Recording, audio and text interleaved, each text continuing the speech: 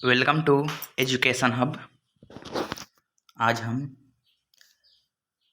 Physics class 10th का जो कि बहुत ही महत्वपूर्ण प्रश्न है और चैप्टर 1 से भी लाए हैं और इस पे आप देखिए कितना सॉल्व कर पा रहे हैं। तो यहाँ पे प्रश्न है, देखते चलिए, जिसका आंसर मालूम हो उसका उत्तर कमेंट बॉक्स में दीजिए जहाँ किसका कौन सा आंसर होगा। यह यूपी बोर्ड और बिहार बोर्ड दोनों के लिए ही बहुत ही आवश्यक है। चलिए तो वीडियो स्टार्ट करते हैं लंबा ना करके। चलिए तो पहला प्रश्न है, प्रकाश की किरणें गमन करती हैं, यानी जो प्रकाश की किरण है वो गमन करती है। ऑप्शन ए में है सीधी रेखा में, बी में है टेढ़ी रेखा में, सी में किसी भी दिशा में, डी इनमें से कोई नहीं। तो आप लोग जानते हैं कि जो प्रकाश की किरण है वो हमेशा सीधी रेखा में गमन करती है, यानी पढ़े होंगे हमेशा जाएगी तो कैसे जाएगी, सीधी रेखा में, जो ऑप्शन ए में दिया गया है सीधी रेखा में। चलिए तो इसका आंसर आप लोग को मालूम हो गया। चलिए अगला प्रश्न देखा जाए, प्रकाश के परिवर्तन के कितने नियम होते हैं। तो आप लोग पढ़े होंगे सभी बच्चे, प्रकाश के परिवर्तन के दो नियम होते हैं। कौन कौन से नियम होते हैं, एक तो होता है कोण आई, क्या होता है कोण आई बराबर कोण आर, और एक जो होता है पर जो आपतित किरण, परावर्तित किरण एवं आपतन बिंदु पर खींचा गया अभिलंब, तीनों एक ही समतल पर होते हैं। तो कितने नियम हो गए, दो। चलिए ऑप्शन कहाँ दिया गया है, तो देखिए बी में दिया है ऑप्शन दो। तो अगर 2 नंबर में दिया गया तो इसको आप लिख सकते हैं कोण आई बराबर कोण आर, और आपतन किरण, परिवर्तित किरण एवं आपतन बिंदु पर खींचा गया अभिलंब तीनों एक ही समतल में होते हैं।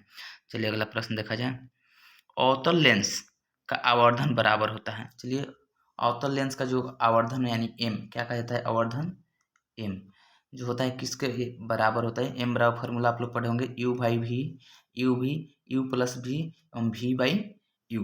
तो आप लोग कौन सा पढ़े होंगे, तो आप लोग जानते होंगे जो होता है लेंस में वी बाई यू होता है, पॉजिटिव होता है हमेशा वी बाई यू। तो एम बराबर यानी आवर्धन बराबर सूत्र क्या होता है लेंस में, वी बाई यू। तो ऑप्शन कौन सा दिया है, देखिए तो ऑप्शन डी दिया है। चलिए तो अगला प्रश्न है, किसी दर्पण से आप चाहे कितनी दूर पर खड़े हो, कितनी दूर पर खड़े हो, प्रकाश प्रतिबिंब सीधा पत जो प्रतीत है यहाँ पे होगा, क्या ऑप्शन सॉरी टाइप मिस्टेक है, जो है सीधा प्रतीत होता है संभवतः दर्पण है, केवल समतल दर्पण, केवल अवतल दर्पण, केवल उत्तल दर्पण, या समतल या उत्तल। तो पतला जो प्रतिबिंब है वो किस में प्रतीत होता है, तो किस में आप लोग बताइए, वो समतल या उत्तल, दोनों दोनों जो होता है उसमें पतला प्रतीत होता है, जो ऑप्शन डी दिया गया है। चलिए अगला प्रश्न है, निम्नलिखित में कौन लेंस की क्षमता का मात्रक है। तो लेंस के क्षमता का मात्रक यानी जो है पावर जो कहा जाता है, क्षमता का मात्रक क्या होता है लेंस का। तो आप लोग जानते होंगे जो लेंस की क्षमता का मात्रक डाई आफ्टर होता है, क्या होता है डाई आफ्टर। तो क्या होगा डाई आफ्टर, जिसमें ऑप्शन है ही नहीं है, तो इसका आप लोग क्या हो जाएगा डाई आफ्टर, डाई आफ्टर होता है, जो ऑप्शन रहेगा उसमें आप लोग टिक कर दीजिएगा। चलिए अगला प्रश्न है, निम्नलिखित में से किसका अपवर्तनांक सबसे अधिक होता है। तो यहाँ पे 4 ऑप्शन है, वायु, बर्फ, कांच और हीरा। तो सभी बच्चे जानते होंगे जो किसका जो अपवर्तनांक है सबसे, जो हीरा जो होता है बहुत चमकीला होता है, जिसका अपवर्तनांक सबसे अधिक होता है, जो ऑप्शन डी में होता है। चलिए अगला प्रश्न है, निम्नलिखित में से किस लेंस को अभिसारी लेंस कहा जाता है। इसमें अभिसारी लेंस कौन सा कहा जाता है, तो आप लोग जानते हैं उत्तल लेंस को अभिसारी लेंस कहा जाता है, जो ऑप्शन ए में दिया गया है। आप लोग अच्छे से तैयार कीजिए और एग्ज़ाम दीजिए, क्योंकि जो एग्ज़ाम है ऑब्जेक्टिव है वह इसी प्रकार आते हैं, और आप लोग अच्छे से सभी सब्जेक्ट यानी सभी विषयों का प्रश्न ऑब्जेक्टिव डाल देते हैं। आप लोग सभी वीडियो को देखें और तैयारी अच्छे से करें। चलिए अगला प्रश्न है, निम्नलिखित में किसका माध्यम में प्रकाश की चाल सबसे अधिक होता है। तो कांच, पानी, लोहा और निर्वात। तो प्रकाश के चाल आप लोग 9th में ही पढ़े होंगे, सबसे अधिक जो होता है वो कौन सा होता है, तो निर्वात में जो होता है वो प्रकाश का चाल सबसे अधिक होता है, जो ऑप्शन डी में है। चलिए अगला प्रश्न है, किस कार का अग्र दीप में प्रयुक्त दर्पण में से कौन होता है, यानी आगे का जो दर्पण होता है कार में वो कौन सा दर्पण होता है, तो कौन सा, तो वो होता है अवतल दर्पण जो कि बड़ा दिखाई दे, जो ऑप्शन ए में दिया गया है। तो अग्र पद में कौन सा दर्पण का उपयोग होता है? तो अवतल दर्पण। चलिए अगला प्रश्न है, किसी लेंस का क्षमता -2D है, यानी -2 डायऑप्टर है, इसकी फोकस दूरी क्या होगी? तो आप लोग जानते होंगे लेंस का फार्मूला में जो होता है वो क्या होता है। तो P बराबर फार्मूला क्या होता है? P इक्वल टू बताइए क्या होता है? तो P इक्वल टू होता है -1/f। क्या होता है? -1/f। तो क्या हो जाएगा? तो इसका f बराबर 1 -1/p हो जाएगा, तो -1 बाई माइनस प्लस तो 1/2 यानी 0.5 सेंटीमीटर। देखिए जो ऑप्शन का है तो ऑप्शन बी है। चलिए अगला प्रश्न है, आप लोग जो क्वेश्चन अगर अच्छे से समझना है तो कमेंट में पूछिए, हाँ हम उसका हल करके बताएंगे आपको। चलिए अगला प्रश्न देखा जाए, कौन सा दर्पण आमतौर पर वाहनों के पीछे देखने के लिए दर्पण के रूप में उपयोग किया जाता है, यानी जो साइड मिरर कहे, बहुत क्वेश्चन में साइड मिरर भी कहता है दर्पण। जो साइड दर्पण होता है यानी पीछे का वस्तु को देखने के लिए कौन सा दर्पण का उपयोग किया जाता है? तो आप लोग जानते हैं जो भी कार है उसको पीछे का दर्पण, यानी जो पीछे का वस्तु देखने के लिए जो दर्पण उपयोग होता है वो छोटा वस्तु दिखाता है, यानी दूर की वस्तु को छोटा छोटा, यानी ज़्यादा वस्तुओं को छोटा छोटा दिखाता है। तो छोटा छोटा कौन सा आप लोग दर्पण में, यानी बड़ा प्रतिबिंब को छोटा कौन सा दर्पण दिखाता है? तो बताइए ऑप्शन। तो आप लोग जानते हैं उत्तल दर्पण जो है वो बड़ा वस्तु को छोटा दिखाता है, जो ऑप्शन बी में है। अगला प्रश्न है, उत्तल दर्पण के सामने एक वस्तु को रखा गया है, इसकी प्रतिबिंब की प्रकृति कैसी होगी? तो जो उत्तल दर्पण है, कौन सा दर्पण है, उसके सामने एक वस्तु की रखा तो उसका प्रतिबिंब क्या होगी? तो सभी बच्चे जानते हैं जो उत्तल दर्पण में जो होता है वो हमेशा क्या होता है? वास्तविक प्रतिबिंब होता है। कौन सा प्रतिबिंब होता है? वास्तविक, जो ऑप्शन बी में है। अगला प्रश्न है, किसी उत्तल लेंस की फोकस दूरी हमेशा क्या होती है?